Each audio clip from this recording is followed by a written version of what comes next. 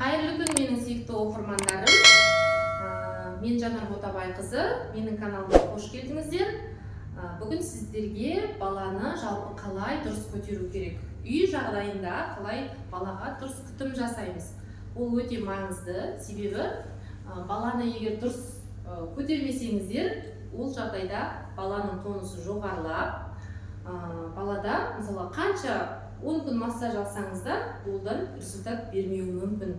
Сол үшін сіздерге қазір баланы қалай дұрыс көтереміз, қалай алдымызға дұрыс отырғызамыз, сол жайында айтатын боламын. Бізде бүгін 7 айлық баламыз, бұл енді өсіп кеткен бала кішкене. Негізі дұрыс көтеруді 4 айға дейін сақтаған дұрыс.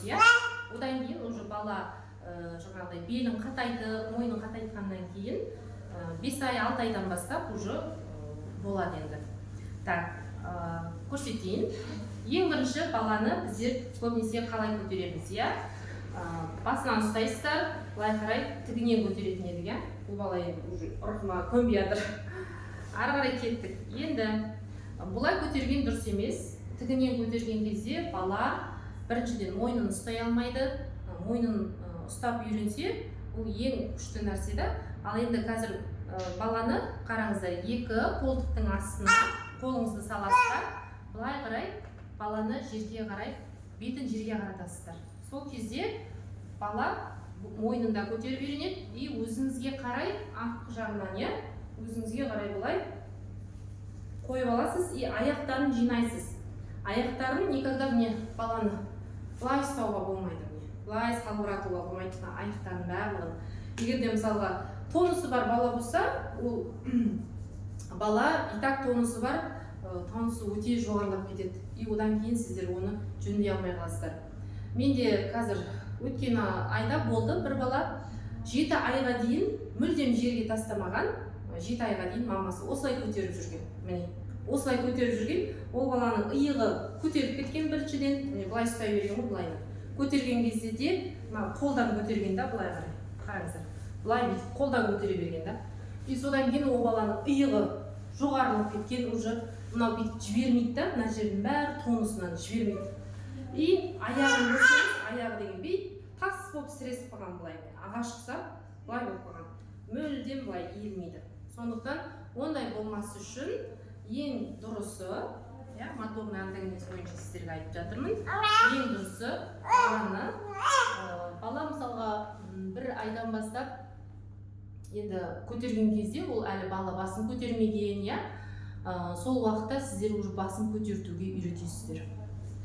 Сол үшін ең дұрысы осылай көтеру. И тағы бір нәрсе айтып кету керек. Егер де балаңызда кривошея болып жатса, мысалға 2 ай болды, 3 ай болды, кривошея болып кетіп бара жатса, бір жаққа қарай мысалға, оң жаққа қарайды, сол жаққа қарайды. Қай жағында кривошеясы бар, сол жағына қарай көп көтересіздер. А так негізі, егер кривошеясы жоқ, нормальный бала болса, екі жаққа бірдей көтеру керексіздер. Оң жаққа да, и сол жаққа да аунатып былай көтересіздер. Сол кезде балада ешқандай кривошея болмайды. Енді тағыда баланы енді былай көтердіңіздер, осылай көтердік. Одан кейін қолымызда қалай ұстап жүреміз? Үнемі былай ұстамаймыз ғой, сосын бір жаққа қарай қисайтқаныздар. Былай көтердіңіздер ма?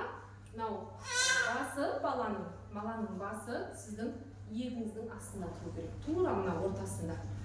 Бала бұлай қисайып жүрмеу керек. Ұстаған кезде бұлай, или бұлай, әлі басын ұстамайтын бала, ол кете береді, ол мойны жұмсақ болады. Бұлшық бәрі жұмсақ әлі. Қисайып бұлай қарай кете береді. Ал енді тағы бір ұстау жолы бар. Бұны айтады тигр навеки деп айтамыз.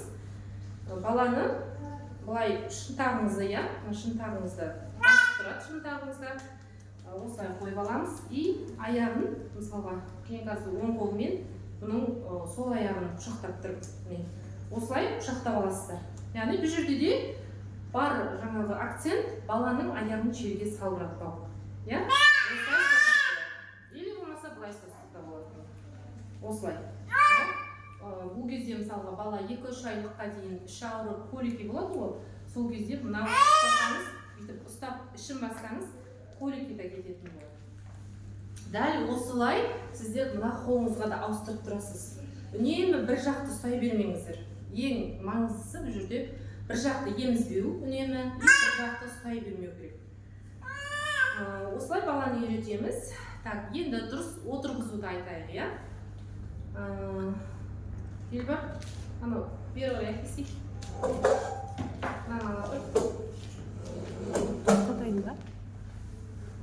Иә, отыра сай. Так, енді біз әлі белі қатаймаған, отырмайтын баланы міне бұлай отырғызбаймыз. Бұл бала уже қазір отыруға дайындалып жатыр, потому что 7 айдан асты, оныкі уже норма, иә, бұған болады. Ал енді 6 айға дейінгі балаларға не желательно бұлай отырғызу.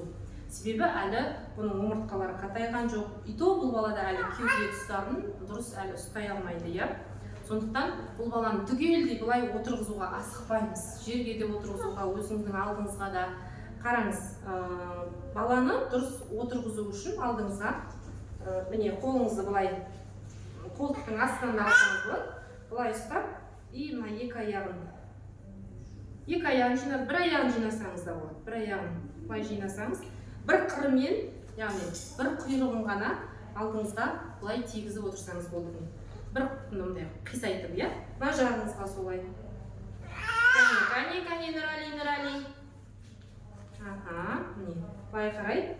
Міне, до конца, яғни бұны отырғызбайсыздар ғой. Ұстаған кезде де қараңызшы, мысалға міне. Бұлай ұстаған кезде де баланың құйрығынан ұстамаңыздар. Міне, екі аяғын астына қолыңыз саласыз да, осылай ұстап жүрсіздер. Бұлайынан. И тағы бірдеңе айтайын. Бұлай ұстаған кезде. Біз обычно баланы бұлай ұстаймыз, иә? Сол кезде, мысалға, 4 айлық балалар, 3 айлық балаларды мүлдем бұлай ұстамаймыз. Қараңыздар, құйрыққа бүйтіп тіремейміз. Құйрыққа тіреудің қажеті жоқ, себебі әлі отырмайды бала. Арқадан ұстаймыз, и мына құйрықтан бұлай ұстаймыз. Болды. Или болмаса, Нұрали мамасына қарайды. Или болмаса бұлай ұстаймыз. Сол кезде көтерінді тіремеу керек та, ең бастысы мына құйрықты тіремеу керек. Осылай ұстаймыз. Иә, болды ма? Менің каналыма тіркелуді ұмытпаңыздар. Подписаться етіп, лайк басып, өзіңіздің жақындарыңызбен бөлісіңіздер. Сау саламатта болыңыздар.